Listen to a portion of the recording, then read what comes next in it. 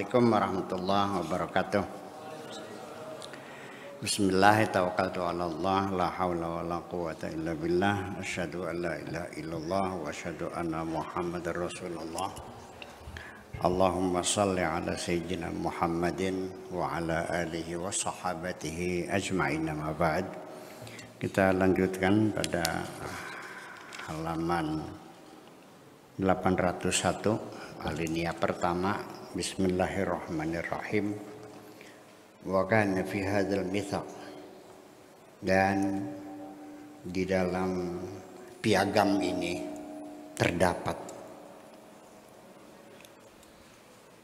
pertama-tama ialah ayadkhulu baitul muqaddasi sujada, yaitu diperintahkan supaya memasuki Baitul Muqaddas atau Yerusalem sujada sambil bersujud, artinya dengan penuh hormat, dengan menunduk.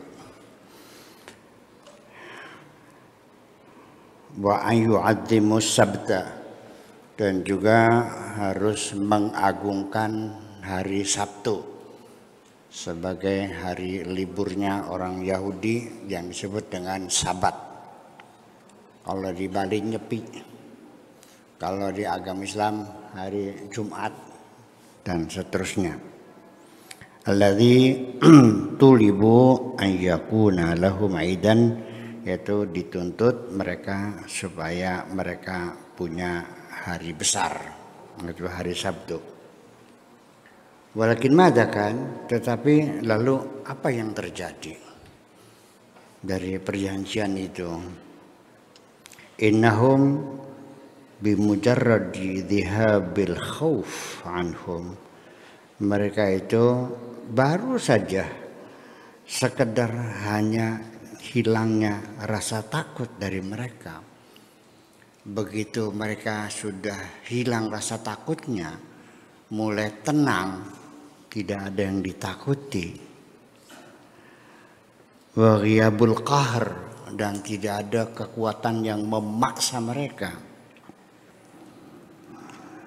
Tamallasu minal mitsaq, mulai ngeyel-ngeyel, mulai mencari celah-celah, ya, mulai ngeles.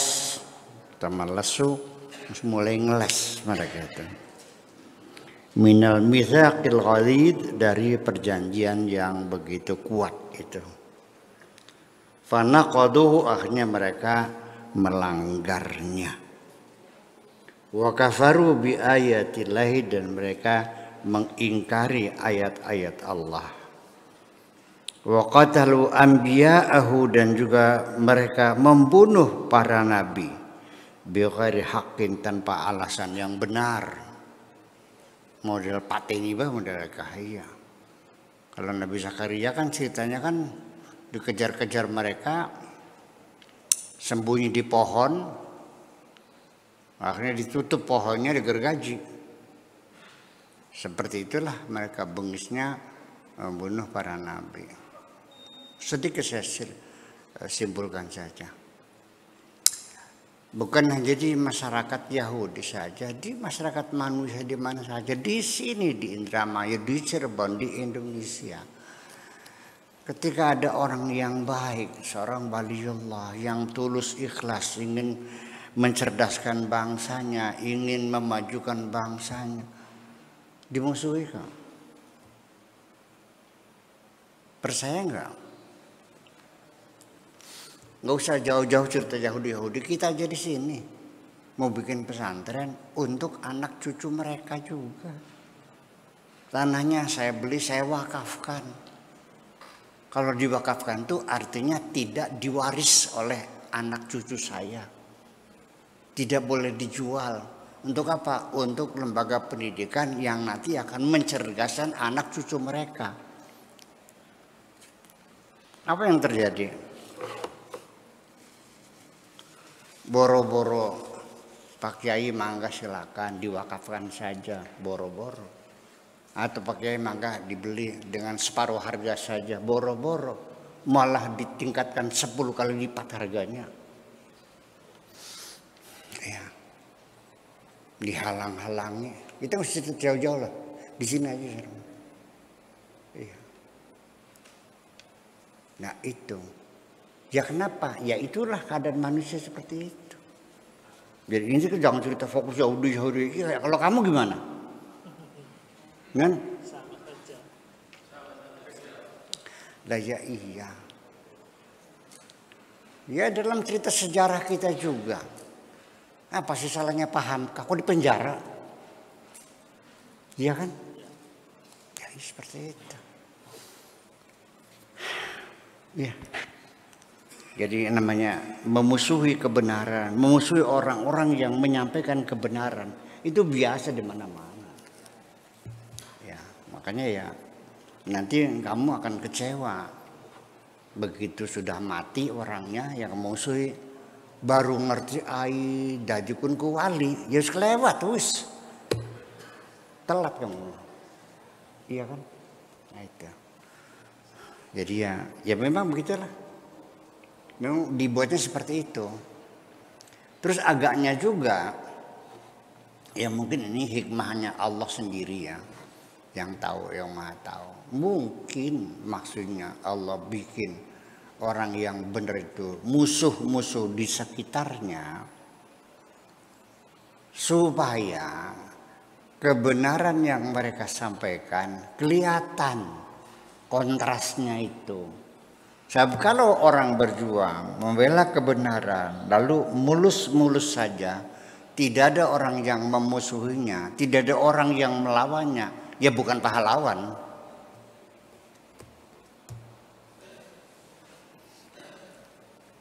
Andaikan negara ini merdeka, tidak ada perang, tidak ada banjir darah, nggak ada keringat, nggak ada pengorbanan, nggak ada rumah yang dibakar Belanda, nih mangga saya berikan kemerdekaan kepada Bung Karno. Terus selesai. Pahlawan bukan Bung Karno? Ya iya. Makanya perlu. Kalau kamu mengatakan saya menang, saya pahlawan. Musuh kamu siapa? Nggak ada musuhnya. Lucu nggak? Jadi begitu. Jadi makanya saya tidak boleh membenci kepada orang-orang yang memusuhi saya. Paham nggak? Karena itu lakonnya seperti itu, ceritanya seperti itu.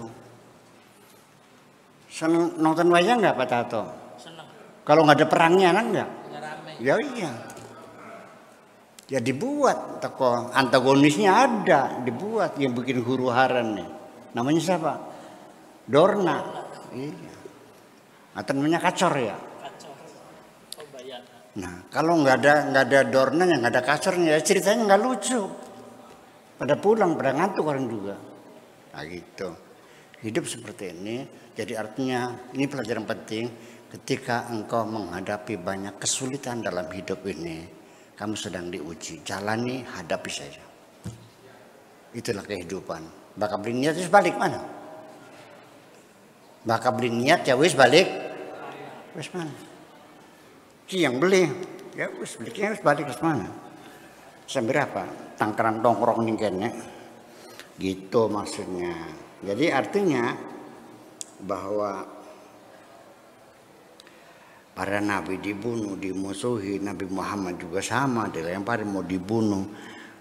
Artinya saya mah di sini alhamdulillah dikasih musuh-musuh kecil-kecil. Golongan cengkeromet, ya golongan krocok-krocok. Mungkin Allah sayang sama saya tidak dikasih musuh gedean, ya, yang kecil-kecil saja. Iya, sampai sekarang belum ada orang yang rencana, ya nggak tahu lah. Tapi menurut saya gitu, nggak tahu juga. Menurut saya sampai sekarang ini saya tidak menduga ada orang yang rencana membunuh saya. Betul nggak?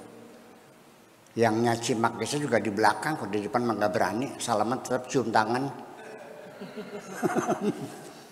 Betul nggak? Iya, ya udah. Iya, di depan mah hormat. Nggih pakai nggih, mangga nggih nggih. Iya di belakang lagi. Saya tahu kok, ya itu sudah tuh memang begitu. Gitu. Ya, belum ada orang yang lemparin saya dengan batu. Nabi Muhammad sampai berdarah-darah kok, sampai giginya patah. Nah itu. Artinya saya nggak ada apa-apanya, kecil gitu. Ya udah, tenang-tenang aja gitu. Itu. Wa qatalu anbiya'ahu bighairi haqqin wa tabajjahu, dan mereka dengan congkaknya wa qaulu, mereka mengatakan inna qulubana la taqbalu mau'izatan, hati kami tidak menerima nasihat apapun. Saking congkaknya hati kami tertutup, tidak menerima nasihat-nasihat kamu itu. Nasihat apa itu, gombal kan gitu. Ya, para nabi dihinakan seperti itu. Iya, wala yasilu ilaiha qaulun, dan enggak ada satu kata pun, kalimat pun yang masuk dalam telinga kami. Udah percuma, enggak sebanyak ngomong, dah pergi aja sana. Hati kami udah tertutup, tidak akan mungkin menerima nasihat-nasihat kamu. Gitu. Jangan menggurui kami, gitu loh. Ya, kalau sekarang kan begitu. Jangan menggurui saya. Ya, Pak Tato sebagai pegawai negeri ngasih saran pada atasannya, boro-boro terima kasih. Jangan menggurui saya. Gitu. Betul nggak? Iya, terjadi begitu. Itulah kesombongan yang terjadi seperti itu. Seperti itu. Ya, li'annaha mughallafatun duna kulli qaulin. Karena hati kami udah terkunci, terbungkus rapat, nggak bakal masuk kata-kata apapun.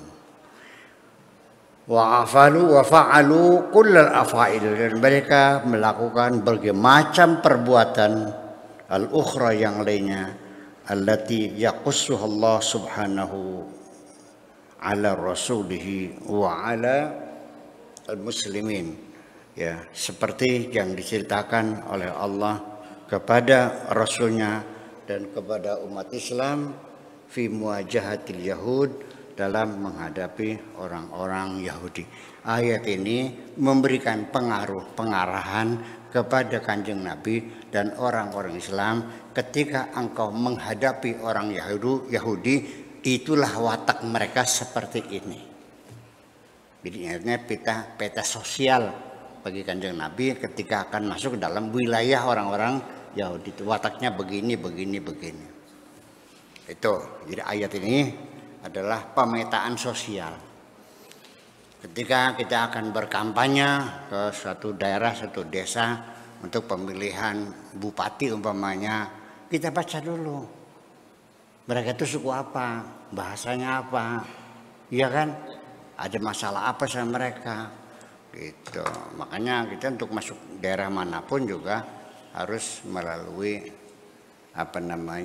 stakeholder yang ada di wilayah itu. Apakah itu kiainya, apakah itu imamnya, apakah ustadznya, apa orang kayanya, kan gitu.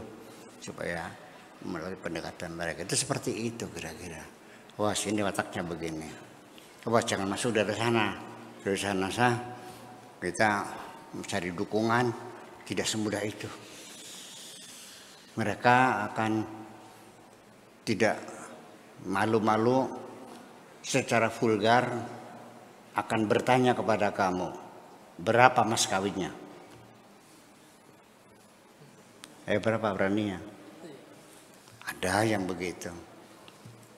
Ada yang sikapnya munafik-munafikan, iya di depan, di belakangnya kentut terjadi, kan gitu. Ya seperti itu kan. Ini kan watak orang berbeda-beda. Satu kampung dengan kampung lain berbeda-beda. Iya. Di sini juga ada satu kampung, cirinya tuh masyarakatnya sombong-sombong. Ada kampung ini tukang gulat dulu. Iya. Taburan dulu tiap hari dia. Ada satu masyarakat di kecamatan tertentu, masyarakatnya humoris, bergurau. Semua dijadi gurau semuanya. Ya, semua menjadi bahan tertawaan. Ada. Ya, menurut nama orang juga samaran semua. Namanya Abdurrahman, panggilnya Gatul.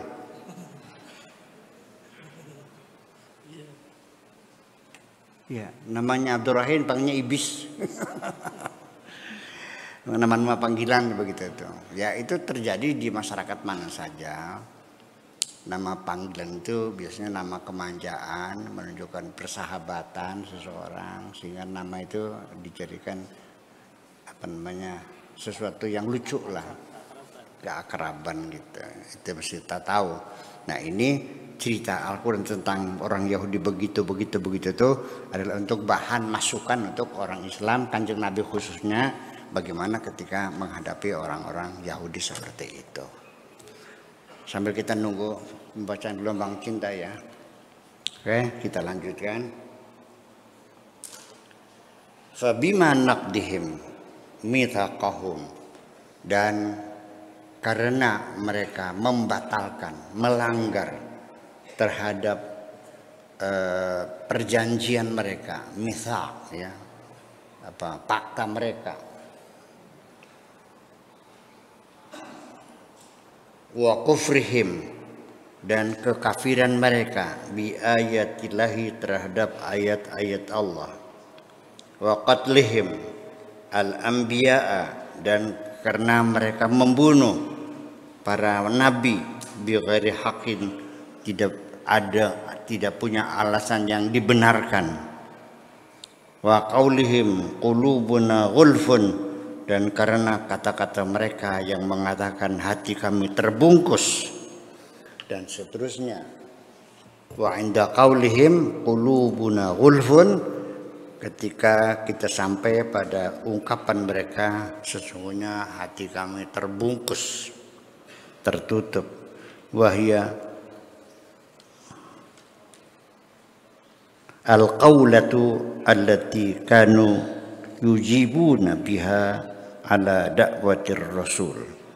Itulah ungkapan kata-kata yang selalu mereka sampaikan menghadapi dakwah Rasul sallallahu alaihi wasallam. Imma tai'isan lahu, mungkin sengaja diucapkan begitu supaya melemahkan semangat Kanjeng Nabi Muhammad, supaya putus asa. Min imanihim, terhadap keimanan mereka. Wastijabatihim, dan juga istijabah mereka, sambutan mereka. Wa imma istihza'an bitaujihi ad-da'wati ilaihim, atau juga sebagai kata penghinaan, ejekan, ya, dengan sebab dakwah ditujukan kepada mereka. Wa tabajjuhan, bukan karena kesombongan mereka. Bitakdzibi, dengan mendustakan. Wa adamil isqa, dan tidak mau mendengarkan. Wa imma hadza wa dzaka ma'an, bisa ini bisa itu bersama-sama. Inda qaulihim hadza yanqati'u asyaq lirraddi alaihim. Ya, ketika mereka mengucapkan seperti itu, asyaq, runutnya ayat ini terhenti sebagai jawaban terhadap mereka. Bal taba'allahu alaiha bikufrihim. Semuanya itu adalah disebabkan karena hati mereka sudah disestempel oleh Allah, sudah dilakban sama Allah, ya, bikufrihim, dengan kekufuran mereka. Fala yu'minuna illa qalila, yang beriman hanya beberapa orang saja, yang beriman hanya sedikit sekali. Dari orang-orang Yahudi yang beriman kepada Kanjeng Nabi jumlahnya tidak banyak, sedikit sekali. Ya, illa qalila. Fahiya laysat mughallafatun atau laysat mughallafatan bi tab'iha. Hati mereka bukan terbungkus dengan tabiatnya. Innamahum kufruhum, tapi semata-mata karena kekufuran mereka. Jarra 'alaiha an yatba Allahu ala qulubihim, sehingga mendorong Allah menyetempel, ya, menutup hati mereka. Fa idza hiya saldatun, sehingga tiba-tiba hati mereka itu menjadi batu yang keras, jamidah yang atos, ya, boghatatun yang berlapis, la tas'ashiru nadawatul iman, hati mereka yang begitu keras sehingga tidak bisa lagi merasakan lembutnya keimanan, wala tatadawwaqu halawatahu, dan juga tidak bisa merasakan manisnya keimanan, fala yaqa'u minhum al-iman, sehingga tidak membuat mereka percaya, illa qalila, kecuali sedikit sekali, mimman lam yastahiq bifi'lihi, bagi orang yang tidak layak untuk melakukannya. Ayat Allah ala qalbihi, sehingga disestempel oleh Allah hati-hatinya, ay ulaika alladziina fatahu qulubahum lil haqqi, yakni bagi mereka orang-orang yang terbuka hatinya menerima kebenaran, wastashrafuhu, dan mereka merasa gembira, fahadahumullah, sehingga Allah memberikan hidayah kepada mereka, ilaihi, kepada keimanan, wa razaqahum iyyaha, dan Allah memberikan rezeki kepada mereka dengan kepercayaan. Wahum qillatun qalilah, mereka itu jumlahnya sangat sedikit sekali, minal yahud, dari orang Yahudi yang percaya kepada Kanjeng Nabi Muhammad, ka Abdullah bin Salam, seperti Abdullah bin Salam, wa Tha'labah bin Sa'yah, dan seperti Tha'labah bin Sa'yah, wa Asad bin Sa'yah, dan seperti Asad bin Sa'yah, wa Asad bin Ubaidillah, dan seperti Asad bin Ubaidillah. Hanya itu salah beberapa orang dari orang Yahudi yang beriman kepada Kanjeng Nabi. Yang lain kebanyakan mental semuanya, nggak ada yang masuk. Itulah kira-kira. Makan. Assalamualaikum warahmatullahi wabarakatuh. Waalaikumsalam warahmatullahi wabarakatuh.